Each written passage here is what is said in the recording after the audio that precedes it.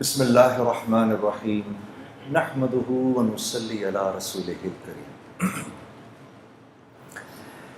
قابل احترام بھائیوں، دوستوں، بزرگوں،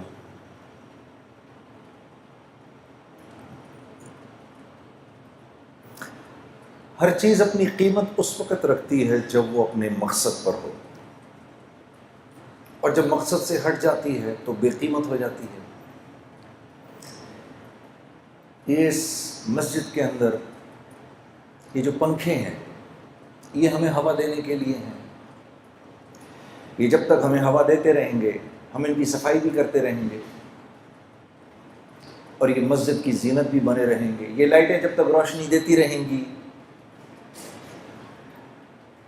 تو یہ صاف بھی کی جائیں گی اور مسجد جو کہ خدا کا گھر ہے اس کا حصہ بھی بنی رہیں گی۔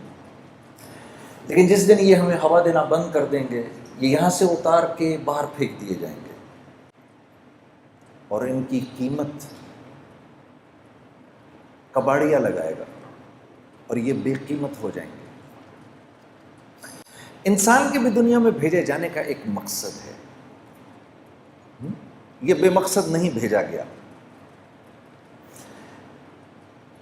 اور اس مقصد کو اللہ رب العزت نے خود ہی بیان فرما دیا اور فرمایا دیکھو وَمَا خَلَقْتُ الْجِنَّ وَالْإِنسَ إِلَّا لا الہ الا، نہیں کوئی معبود سوائے اللہ کے ہو ہی نہیں سکتا۔ بالکل اسی طریقے سے وَمَا خَلَقْتُ الْجِنَّ وَالْإِنسَ إِلَّا لِيَعْبُدُونَ، میرے بندے ہم نے تمہیں بنایا ہی نہیں کسی اور مقصد کے، ایک ہی مقصد ہے دنیا میں بھیجے جانے کا کہ تم ہمارے بن کے رہو، جو ہم کہیں اس کو پورا کرو، جو ہم کہیں وہ تمہاری زندگی کا مقصد ہو۔ اے اللہ من چاہی نہیں چلے گی، رب چاہی چلے گی۔ تو یہاں دنیا میں انسان صرف اس لیے بھیجا گیا ہے کہ یہ اللہ کی مان کے زندگی گزارے۔ دراصل اللہ کی منشا تو کچھ اور ہے، منشا تو اس سے بھی آگے کی ہے۔ میرے نبی آپ فرما دیجئے ان صلاتی و نسکی و محیای و مماتی للہ رب العالمین، منشا تو یہ ہے۔ آپ ان سے کہہ دیں کہ آپ کی نماز، آپ کی قربانی، آپ کی زندگی کا مقصد، آپ کا جینا مرنا صرف اللہ کے لیے ہے۔ اللہ کے نبی صلی اللہ علیہ وسلم کو تو دراصل یہ بات بتانے کی ضرورت بھی نہیں، کہ اللہ کے نبی تو یہ بات جانتے ہیں، لیکن آپ کے ذریعے آپ کی امت کو یہ بتانا مقصود تھا کہ یہ دنیا میں آئے کیوں ہیں، یہ دنیا میں بھیجے جانے کا مقصد ہے۔ یہ پوری کائنات ہے جو ہم اپنے ارد گرد دیکھتے ہیں میرے عزیز دوستو، یہ پوری کی پوری کائنات اللہ نے انسان کے لیے بنائی ہے۔ اس کائنات میں سے انسان کو نکال دیں تو یہ کائنات پھیکی پڑ جاتی ہے، اس کا کوئی مقصد نہیں، کیونکہ اللہ رب العزت نے انسان کو اس دنیا میں بھیجنے کے بعد انسان کو وہ دو اختیارات دیے جو انسان کے علاوہ اللہ نے کسی کو نہیں دیے، اور ان دو اختیارات کا تعلق بھی اللہ کی ذات سے براہ راست ہے، اور وہ یہ کہ اللہ نے انسان کو یہ عقل اور علم دیا کہ انسان اپنا استعمال بھی جانتا ہے اور اپنے ارد گرد کی چیزوں کا استعمال بھی جانتا ہے۔ یہ جو بکری آپ دیکھتے ہیں، اس بکری کو نہیں پتا میرا کیا استعمال ہے، یہ نہیں جانتی، نہ اس کو یہ پتا ہے کہ مرغی کا کیا استعمال ہے۔ یہ جو گھوڑا آپ دیکھ رہے ہیں یہ اپنا استعمال نہیں جانتا، نہ یہ اونٹ کا استعمال جانتا ہے۔ اتنی بڑی ویل مچھلی یہ اپنا استعمال نہیں جانتی، نہ یہ ارد گرد کی چیزوں کا استعمال جانتی ہے۔ یہ سورج جو آپ دیکھ رہے ہیں کتنی بڑی مخلوق ہے، یہ اپنا استعمال نہیں جانتا، نہ ارد گرد کی چیزوں کا استعمال جانتا ہے۔ انسان کے علاوہ اس کائنات کی ہر مخلوق اللہ کے حکم میں پوری کی پوری جکڑی ہوئی ہے۔ انسان کو یہ تھوڑا سا اختیار دیا ہے، یوں تو انسان بھی پورا کا پورا اللہ کے حکم میں جکڑا ہوا ہے۔ نہ یہ اپنی مرضی سے آیا، نہ یہ اپنی مرضی سے یہاں رہ رہا ہے، نہ یہ اپنی مرضی سے یہاں سے جائے گا۔ یہ کس کے گھر پیدا ہوگا یہ نہیں جانتا، کون اس کے ماں باپ ہوں گے یہ نہیں جانتا، کل کو شادی کے بعد اللہ اس کو اولاد دے گا کہ نہیں دے گا اس کے بس کی بات نہیں ہے، یہ نہیں جانتا۔ بیماری سے بچ جائے اس کے بس کی بات نہیں ہے، بیماری سے باہر نکل آئے اس کے بس کی بات نہیں ہے، موت سے بچ جائے اس کے بس کی بات نہیں ہے۔ تو یوں تو یہ بھی بالکل اللہ کے حکم میں جکڑا ہوا ہے، بس تھوڑا سا اللہ نے اس کو یہ اختیار دیا ہے، کیونکہ اس کے ساتھ اللہ نے جنت اور جہنم کا معاملہ رکھنا ہے۔ اس کے ساتھ اللہ نے جنت اور جہنم کا معاملہ رکھنا ہے۔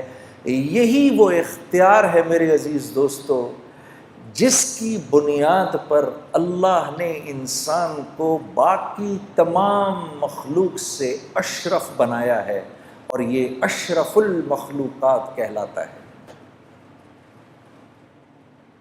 صرف ایک یہ وجہ ہے، ورنہ تو دیکھو کتنا کمزور ہے۔ اپنی پیدائش کے وقت اس کو تو ہوش ہی نہیں ہوتا۔ اس کے برعکس مچھلی کا بچہ انڈے سے نکلتا ہے فوراً تیرنا شروع کر دیتا ہے، مرغی کا بچہ انڈے سے نکلتا ہے چلنا شروع کر دیتا ہے، بکری کا بچہ تھوڑی دیر میں کھڑا ہو جاتا ہے۔ یہ تو 6 سال تک ہوش میں نہیں آتا۔ جسم کا ایک ہلکا سا درجہ حرارت بڑھ جائے تو بیمار پڑ جاتا ہے، ذرا سا کم ہو جائے تو بیمار پڑ جاتا ہے، تھوڑی سردی زیادہ ہو جائے تو بیمار پڑ جاتا ہے، تھوڑی گرمی زیادہ ہو جائے تو تکلیف میں آ جاتا ہے۔ یہ تو بہت کمزور ہے، لیکن اللہ نے یہ جو اس کو اختیار دیا ہے یہ اس کے باقی تمام اللہ کی مخلوق پر اس کو منفرد کرتی ہے۔ پھر اللہ نے فرمایا فَأَلْهَمَهَا فُجُورَهَا وَتَقْوَاهَا، میرے بندے اس بات کو ذہن میں رکھنا کہ تیرے اوپر ہم نے اس بات کو الہام کیا ہے کہ تو صحیح اور غلط کے فرق کو سمجھتا ہے۔ یہ نہیں کہہ سکتے ہم اللہ کو ہمیں پتہ نہیں۔ کچھ چیزیں ایسی ہیں جو انسان جانتا ہے۔ جھوٹ ہر معاشرے میں برا سمجھا جاتا ہے، وہ مسلمانوں کا معاشرہ ہو یا غیر مسلموں کا معاشرہ ہو، جھوٹ ہر جگہ برا سمجھا جاتا ہے، بےایمانی ہر جگہ بری سمجھی جاتی ہے، خیانت ہر جگہ بری سمجھی جاتی ہے، ظلم ہر جگہ برا سمجھا جاتا ہے، قتل و غارت ہر جگہ برا سمجھا جاتا ہے۔ بالکل اسی طریقے سے ہر معاشرے میں سچ پسند کیا جاتا ہے، امانت داری کا مول ہے ہر معاشرے کے اندر، امن و امان ہر معاشرے کی چاہت اور پسند ہے، رحم دلی ہر معاشرے میں پسند کی جاتی ہے۔ تو اللہ فرما رہے ہیں فَأَلْهَمَهَا فُجُورَهَا وَتَقْوَاهَا، تجھے اتنا علم ہم نے دیا ہے، کل ہمیں نہیں کہنا، الہام کیا ہے، اور یہ کرنے سے پہلے اللہ نے 7 قسمیں کھائی ہیں میرے دوستو۔ اللہ کو تو قسم کھانے کی ضرورت نہیں ہے، لیکن کیونکہ اللہ اپنے بندے کی فطرت کو پہچانتے ہیں، قسم کھائی ہے، 7 قسمیں کھائی ہیں، زمانے کی اور وقت کی قسم کھائی ہے، کیونکہ اللہ جانتے ہیں میرا بندہ وقت کی اس کے ہاں قیمت ہے۔ ہم نہیں کہتے میرے پاس وقت نہیں ہے، تو اللہ جانتے ہیں کہ وقت کی اس کے ہاں قیمت ہے، تو قسم کھائے وَالشَّمْسِ وَضُحَاهَا وَالْقَمَرِ إِذَا تَلَاهَا وَالنَّهَارِ إِذَا جَلَّاهَا وَاللَّيْلِ إِذَا يَغْشَاهَا وَالسَّمَاءِ وَمَا بَنَاهَا وَالْأَرْضِ وَمَا طَحَاهَا۔ 6 قسمیں تو وقت کی کھائیں کہ مجھے سورج کے نکلنے کی قسم، اور پھر چاند کی تمازت کی قسم، اور پھر دن کے اجالے کی قسم، اور پھر رات کے چھا جانے کی قسم، اور پھر اس رب کی قسم عجیب کہ جس نے آسمان کو بنایا اور تخلیق کیا، اور کیا ہی بات ہے اس رب کی، اس کی قسم کہ جس نے زمین کو بچھایا اور پھر ساتویں قسم آپ کی کھائی اور کہا میرے بندے مجھے تیری جان کی قسم، اور اس رب کی قسم جس نے یہ خوبصورت انسان بنایا ہے، فَأَلْهَمَهَا فُجُورَهَا وَتَقْوَاهَا۔ جو اختیار تجھے دیا ہے وہ کسی کو نہیں دیا۔ لو انزلنا هذا القرآن على جبل لرأيته خاشعا متصدعا من خشية اللہ۔ جب ہم نے اس قرآن کو پہاڑ پر اتارنے کی کوشش کی، کتنی مضبوط چیز ہے،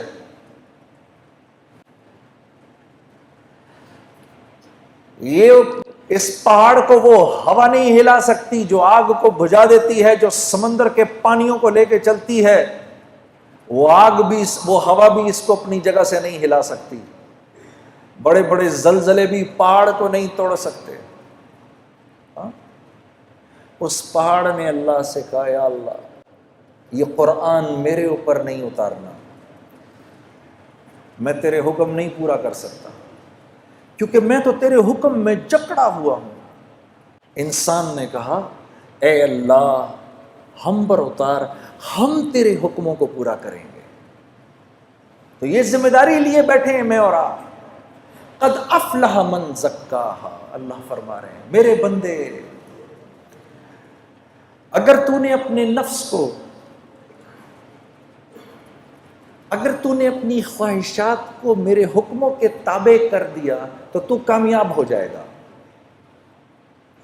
کیونکہ یاد رکھ نفس پر تو چلنے کے لیے نہیں ہے، نفس پر جانور چل سکتا ہے، کیونکہ جانور کو تو ہم نے کوئی اختیار دیا ہی نہیں، وہ تو اچھائی اور برائی کو نہیں سمجھتا۔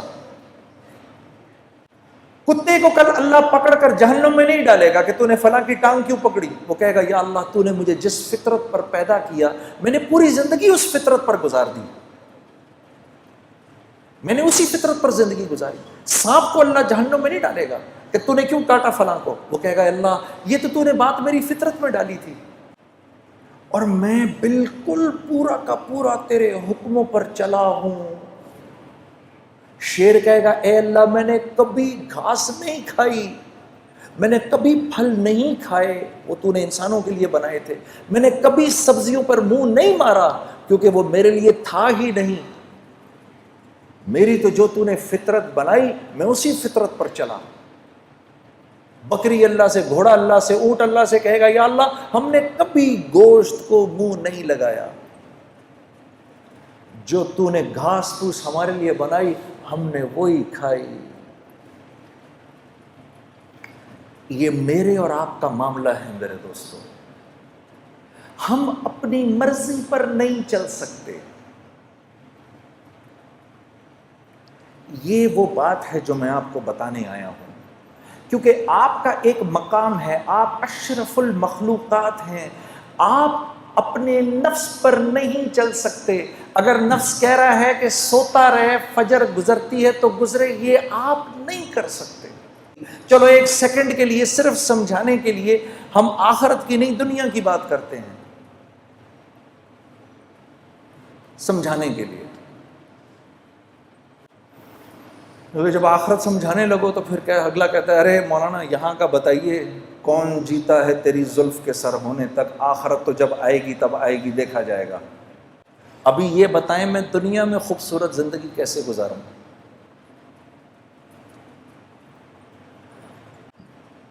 کل کراچی ایئرپورٹ پر جب میں یہاں آ رہا تھا تو ایک بھائی میرے پاس آ کے بیٹھ گئے، ہم مسجد میں نماز پڑھنے لگے تھے تو وہ میرے پاس بیٹھ گئے، مجھے کہنے لگے مجھے بتائیں میں دنیا میں ایک خوبصورت زندگی کیسے گزار سکتا ہوں۔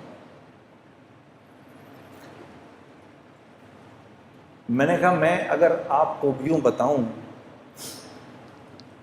اور اگر آپ میری بات پر عمل کر لیں تو آپ یقین کریے کہ اللہ رب العزت کی ذات، اس کی یہ منشا ہر وقت کی منشا ہوگی کہ آپ کی زندگی ایک خوبصورت زندگی بن جائے،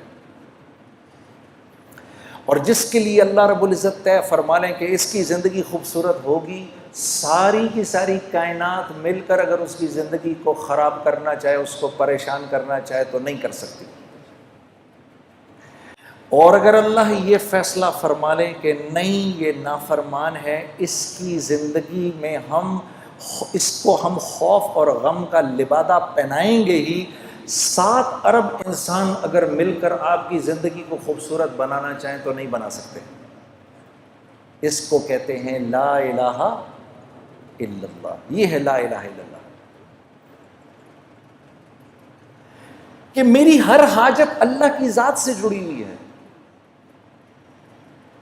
اگر میں اپنی حاجت کو چیزوں کے اندر ڈھونڈوں گا تو میں پریشان ہو جاؤں گا۔ اگر میں یہ سمجھوں گا کہ میرے بھوک کا تعلق میرے معدے سے ہے تو پھر میں مخلوق سے جا کر اپنی ضرورت کو پورا کرنے کی کوشش کروں گا۔ مخلوق تو خود ضرورت مند ہے، انہیں تو خود ضرورت ہے، وہ تو خود بھوکے ہونے والے ہیں تھوڑی دیر کے اندر، اس کو تو خود بھوک لگنے لگی ہے تھوڑی دیر میں۔ میرے دوستو، بھوک آتی ہے اللہ کے بھوک کے خزانوں سے، اس کا تعلق معدے سے نہیں ہے۔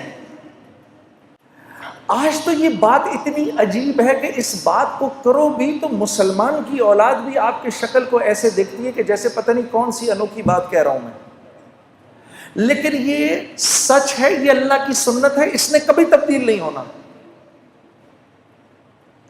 میرے بندے، وَفِي السَّمَاءِ رِزْقُكُمْ وَمَا تُوعَدُونَ، جو رزق تو اپنا دنیا میں ڈھونڈ رہا ہے اس کا تعلق زمین و آسمان سے، ساری کائنات سے نہیں ہے، یہ تو ہم آسمان سے اتارتے ہیں تیرے لیے، پھر تو جھوٹ کیوں بولتا ہے؟ اب وہ مجھے نوجوان کہہ رہا، مجھے بتائیں میں کیا کروں؟ میں نے کہا بھائی دیکھو،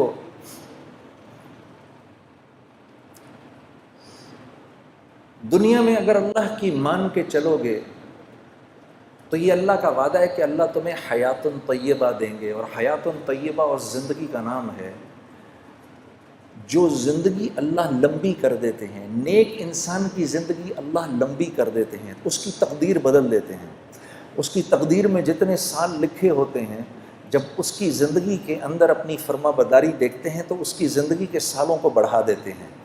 آسمان سے رزق کے وہ دروازے کھولتے ہیں جو اکثر نہیں کھلتے، اس کے لیے خاص رزق اترتا ہے۔ اللہ اس کو لمبی زندگی دیتے ہیں، بیماری سے پاک زندگی دیتے ہیں، خوف سے پاک زندگی دیتے ہیں، غموں سے پاک زندگی دیتے ہیں اس کو۔ تو میں نے کہا یہ رزق جب تمہارے گھر آئے گا تو اب تم مجھے خود بتاؤ، جب یہ تمہاری اولاد کے جسم میں یہ خون میں دوڑے گا تو اولاد اللہ کی فرما بردار بنے گی کہ نافرمان؟ تو میری شکل دیکھنے لگا، پھر کہنے لگا نافرمان۔ میں نے کہا یہ رزق جب بیوی کے خون میں جائے گا وہ وفاداری کرے گی بے وفائی؟ کہنے لگا جی بے وفائی۔ تو میں نے کہا اولاد ہو نافرمان، بیوی ہو بے وفا، تو زندگی سکون میں گزر سکتی ہے؟ میں نے کہا گھر کے جو نوکر چاکر ہیں جب وہ ایک کھائیں گے تو تمہارے ساتھ وفاداری نبھائیں گے کہ بے وفائی کریں گے؟ کہا جی بے وفائی۔ میں نے کہا جب یہ تمہارے جسم میں جائے گا یہ نافرمانی کا رزق تو تم اللہ کی فرما برداری کرو گے نافرمانی کرو گے؟ رات کو تہجد کے لیے اٹھو گے کیا پھر تم؟ رات کو تہجد کی نماز پڑھو گے کہ فلم دیکھو گے؟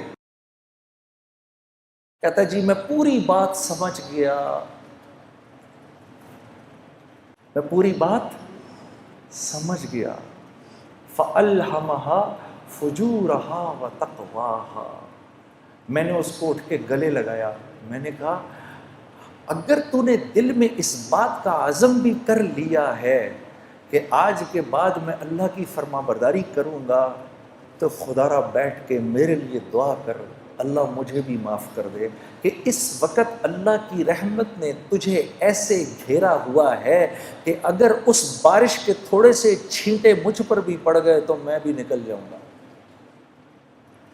کیونکہ اللہ کا جو بندہ اندر سے اس بات کا عزم کر لے، اے اللہ آج کے بعد نافرمانی نہیں کروں گا، میری مدد کر، آج کے بعد میں تیری فرما برداری کی پوری کوشش کروں گا، جو بندہ اس بات کا صرف دل میں عزم کر لے اللہ کی رحمت اس کے ساتھ ہو جاتی ہے۔ وہ ایک قدم چلتا ہے، اللہ اس کے ساتھ 10 قدم چلتے ہیں۔ وہ اللہ کی طرف چل کے جاتا ہے، اللہ اس کی طرف دوڑ کے جاتے ہیں. یہ اللہ کا وعدہ ہے. یہی قریب میں جو رائے بینڈ کا مرکز، میں پہلی دفعہ جب یہاں سے 4 مہینے لگا کر گھر گیا تو گھر مفتی تقی عثمانی صاحب سے میں نے گزارش کی، حضرت تشریف لے کر آئے.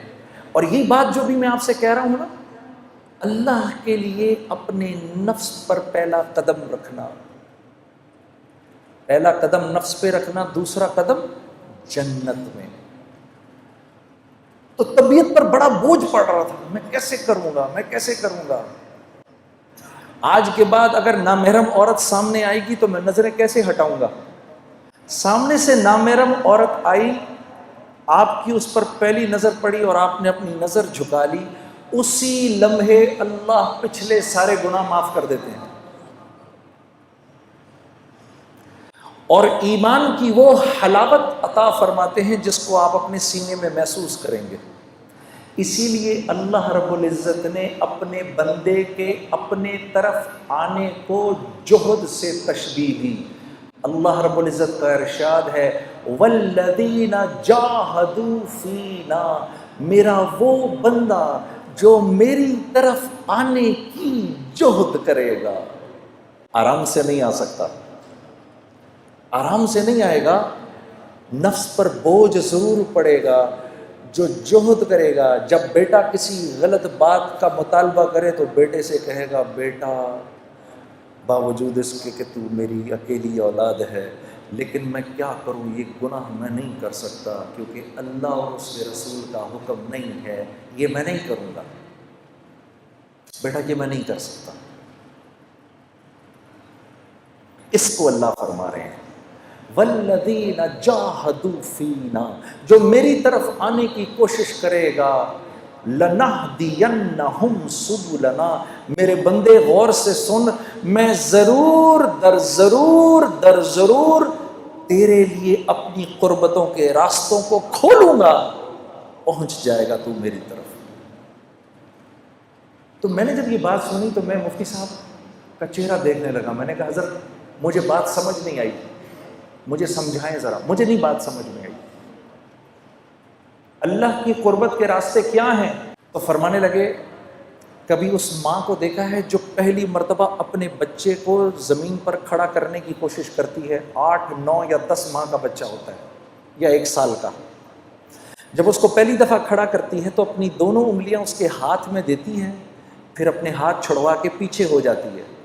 اب بچہ ماں کی طرف بڑھنے کے لیے پہلا قدم اٹھانے لگتا ہے، ابھی پہلا قدم اٹھا نہیں سکتا، ماں فرتے جذبات میں دوڑ کر اس کو پھر گلے لگا لیتی ہے. جب بندہ اس بات کا عزم کرتا ہے میرے رب تو کتنا میرا کریم رب ہے، اب تک میں نے کتنا تجھ کو ناراض کیا، آج کے بعد یا اللہ میں تیرے حکموں کو نہیں توڑوں گا، میں پوری کوشش کروں گا کہ یا اللہ میں تیرے حکموں کو پورا کروں، کمی بیشی رہ جائے تو معاف کر دینا. جب وہ یہ ارادہ کرتا ہے تو اللہ رب العزت دوڑ کے آ کے اپنے اس بندے کو سینے سے لگا لیتے ہیں. ارادہ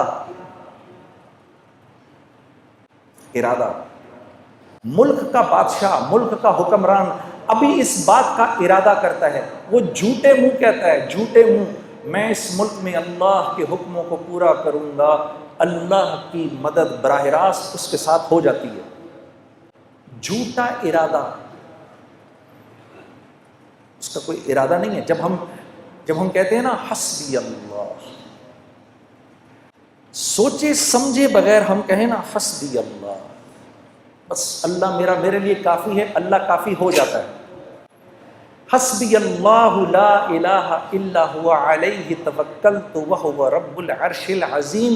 میرے دوستو یہ وہ دعا ہے جو دن میں اگر کوئی 7 مرتبہ شروع میں اور 7 مرتبہ شام میں اس دعا کو پڑھ لے پورے دن کے لیے، اور یہ وہ واحد دعا ہے جس کے بارے میں اللہ کے نبی نے فرمایا یہ میرا کوئی امتی اگر دھیان کے بغیر بھی پڑھے گا اللہ سارا دن اس کے ساتھ ہو جائیں گے. حسبی اللہ، میرا اللہ میرے ساتھ ہے. کبھی اکیلے میں بیٹھنا، اللہ سے اپنے گناہوں کی معافی مانگ کے پھر تھوڑی دیر میں دل کو ایک تسکین ہوگی، 2 آنسو نکلیں گے، سمجھ جانا اللہ نے خوش ہو کے معاف کر دیا۔ پھر کہنا آنکھیں بند کر کے حسبی اللہ، پھر یاد کرنا کہ بھائی نے کہا تھا یہ بات، ساری دنیا کا مزہ ایک طرف، یہ جو 2 بول تم بولو گے حسبی اللہ، اللہ ایسا سکون دل میں دیں گے کہ تم کہو گے دنیا کی دولت بھی اس کے آگے ہیچ ہے۔ حسبی اللہ۔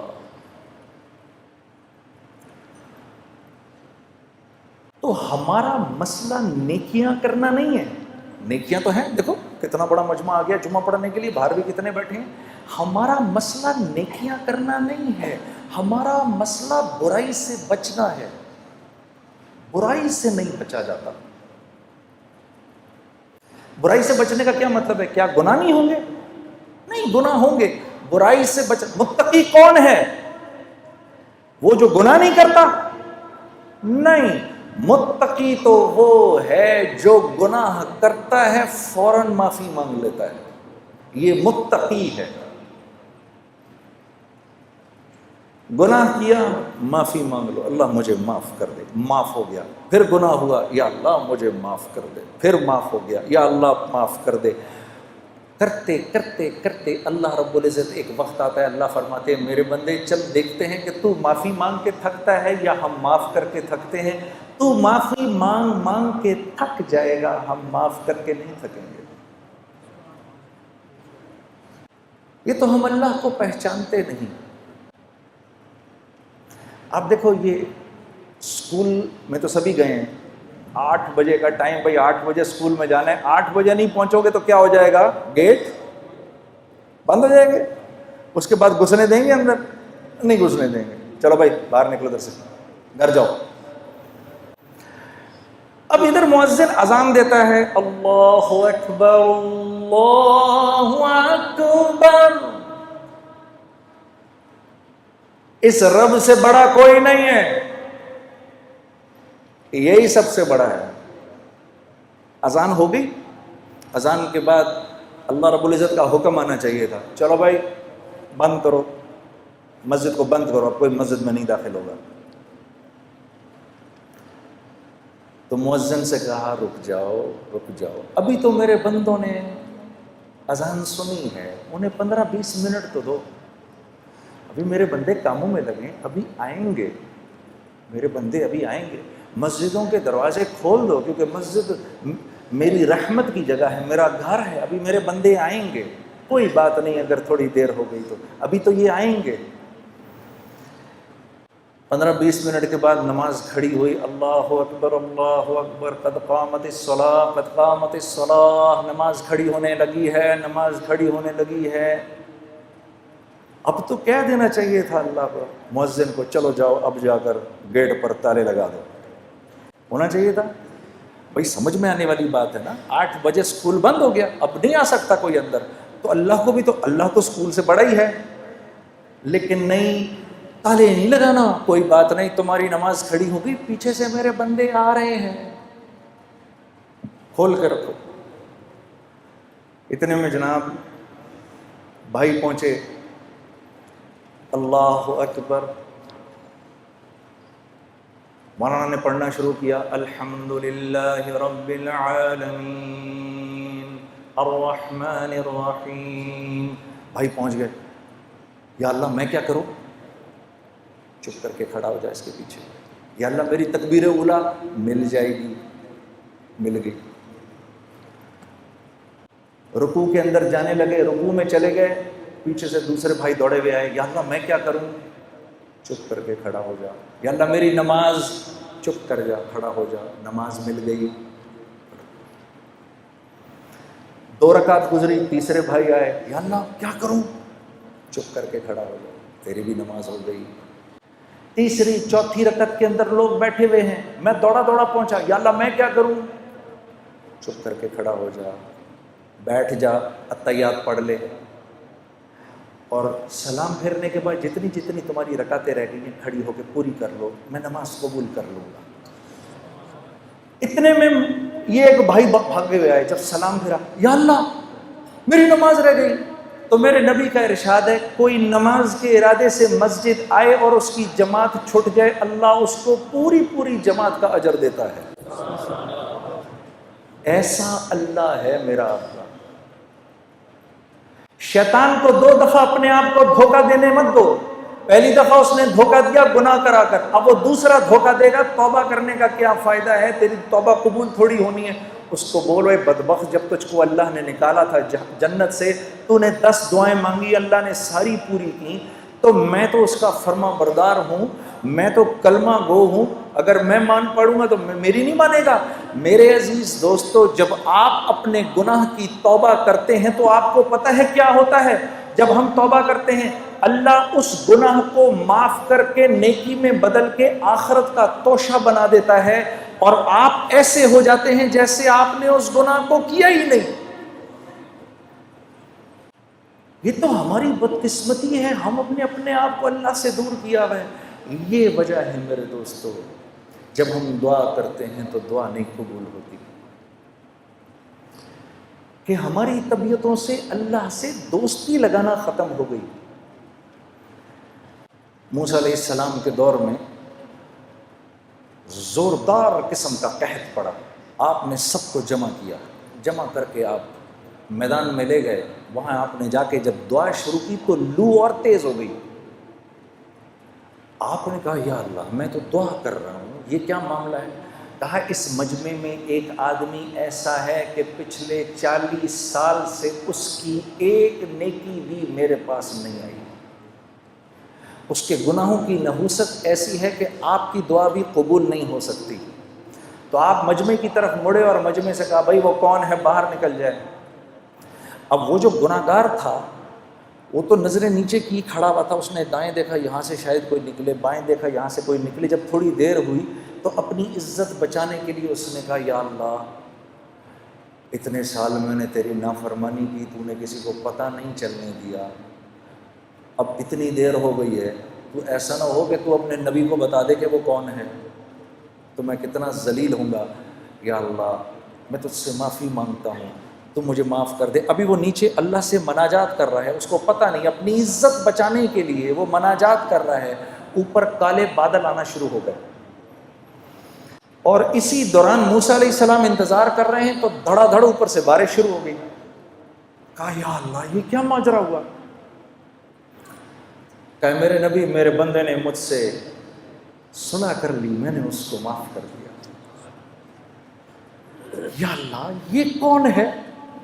کہا موسیٰ جب نافرمان تھا 40 سال کا میں نے کسی کو پتہ نہیں چلنے دیا، اب تو وہ میرا ولی بن چکا ہے، میں کیسے بتا دوں وہ کون تھا؟ میرے دوستو آج امت اللہ سے دور ہوئی بیٹھی ہے، کیونکہ اللہ سے دور ہوئی بھی ہے، اپنی ہر مشکل کا حل اس کو اللہ کے غیر میں نظر آتا ہے۔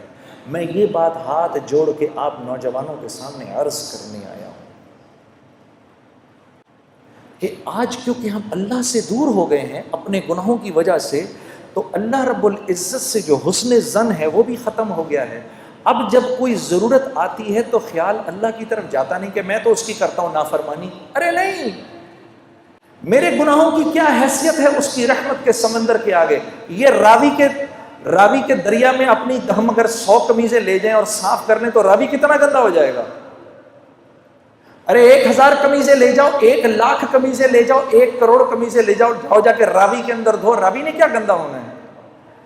تو یہ تو دنیا کا ایک بہتا ایک عام دریا ہے، اللہ کی رحمت کا جوش مارتا دریا، اس کے سامنے ہمارے گناہوں کی کیا قیمت ہے؟ کچھ بھی نہیں۔ بس آدمی بے غیرت نہ بنے، بے باک نہ ہو جائے کہ وہ تو غفور الرحیم ہے جو کرنا ہے کروں، یہ نہ ہو، اندر طبیعت میں اس بات کی ندامت ہو تو یاد رکھو کہ اللہ کے ہاں طاعت کی استکبار سے معصیت کی استغفار زیادہ قیمتی ہے۔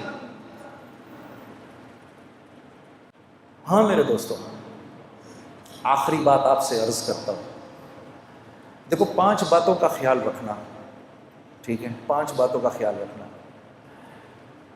یہ اللہ کے نبی صلی اللہ علیہ وسلم کے سامنے مہاجرین کی جماعت بیٹھی ہوئی تھی، اور یہ مہاجرین کی جماعت کون ہے؟ یہ سابقون الاولون تھے سارے، سیدنا ابو بکر صدیق، سیدنا عمر، سیدنا عثمان، سیدنا علی، طلحہ، زبیر، عبد الرحمن بن عوف، سعد بن ابی وقاص، سعید بن زید، رضوان اللہ علیہم اجمعین، یہ لوگ بیٹھے ہوئے تھے، مسلمانوں کے اس وقت کے سابقون الاولون، جن کی قربانیاں جو تھیں اور جن کو اللہ نے دنیا میں ہی جنت کی بشارتیں دے دی تھیں، تو یہ بیٹھے ہوئے تھے آپ کے سامنے۔ تو آپ نے فرمایا اے مہاجرین کی جماعت، 5 چیزیں ایسی ہیں اور میں اللہ کی پناہ مانگتا ہوں کہ یہ 5 چیزیں تم لوگوں میں آئیں۔ ذرا غور سے سننا میری اس بات کو۔ پھر آپ نے فرمایا جس قوم میں بے حیائی عام ہو جاتی ہے، لوگ بے حیا ہو جاتے ہیں، اللہ اس قوم پر ایسے امراض بھیجتا ہے کہ جس کا پچھلوں نے کبھی سنا بھی نہیں ہوتا۔ اللہ ان میں ایسی اموات بھیجتا ہے کہ جس کا پچھلوں نے کبھی سنا نہیں ہوتا۔ نمبر 1۔ نمبر 2، پھر آپ نے فرمایا کہ جس قوم میں تاجر بے ایمان ہو جائے، ناپ تول میں کمی شروع کر دے، اور میں یہ عرض کرتا ہوں کہ جس قوم کا غریب ٹھیلے والا بھی اگر لوگوں کو دھوکہ دینا شروع کر دے، 4 اچھے مالٹے اٹھائے، 8 گندے سڑے اٹھائے، جس قوم کا جو قوم ناپ تول میں بے ایمانی شروع کر دے، معاملات میں بے ایمانی شروع کر دے، اللہ ان کے اوپر ایک ایسا ظالم بادشاہ مسلط کرتے ہیں جو نہ ان کے بڑوں پر رحم کھاتا ہے، نہ ان کے بچوں سے شفقت کرتا ہے۔ دوسری بات ہو گئی۔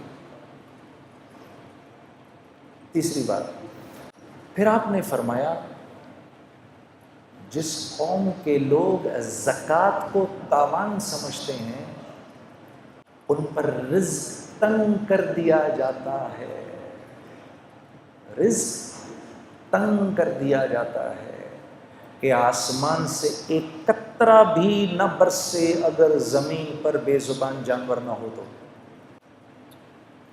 3 باتیں۔ چوتھی بات، آپ نے فرمایا جو بات بات پہ جھوٹ بولتے ہیں، چکر دیتے ہیں اور اپنے وعدوں سے پھر جاتے ہیں۔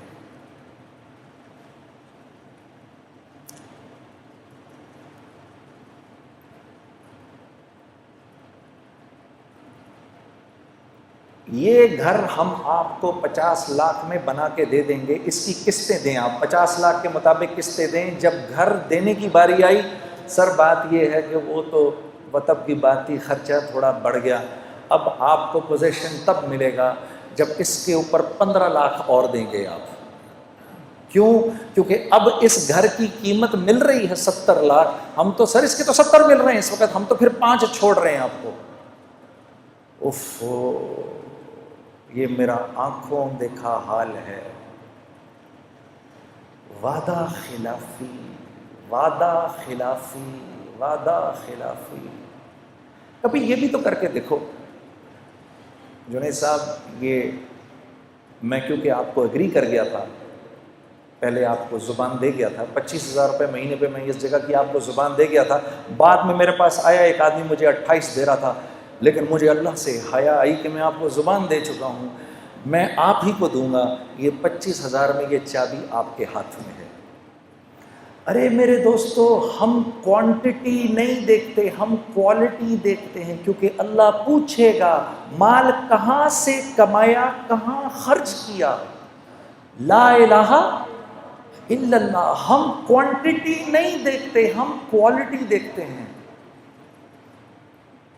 جو زبان سے پھر جائے گا، چوتھی بات آپ نے فرمایا جو زبان سے پھر جائے گا، اللہ رب العزت اس قوم کو اس کے دشمنوں کے حوالے کر دیتے ہیں جو ان کے گھروں میں گھس کے ان کے مالوں کو لوٹتے ہیں۔ 4 باتیں ہو گئی۔ 5ویں بات،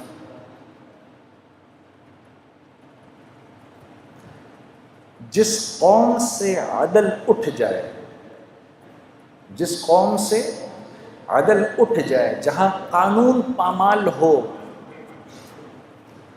اللہ اس قوم میں آپس میں خانہ جنگی کروا دیتے ہیں۔ گناہ کیا ہے اور سزا کیا ہے؟ اب آپ مجھے بتاؤ، فوجیں جمع کرنے سے یہ مسئلہ حل ہو سکتا ہے؟ میرے نبی، پہلے تو یہ بتاؤ، نعوذ باللہ من ذالک، میرے نبی کی بات غلط ہو سکتی ہے؟ یہ میں نے 5 چیزیں آپ کو بتائیں، بتاؤ ان 5 چیزوں کے ٹھیک ہونے کا تعلق میری ذات سے ہے یا پولیس اور فوج یا ایلیٹ فورسز سے ہے؟ کس سے ہے اس بات کا تعلق؟ کس سے ہے بھائی؟ میری ذات سے ہے۔ میں ٹھیک ہو گیا، یہ سارا معاملہ ٹھیک ہو جائے گا۔ بس یہ گزارش میں آپ کے سامنے کرنے آیا۔ اللہ آپ لوگوں کو بہت بہت جزائے خیر دے۔ السلام علیکم ورحمۃ اللہ وبرکاتہ۔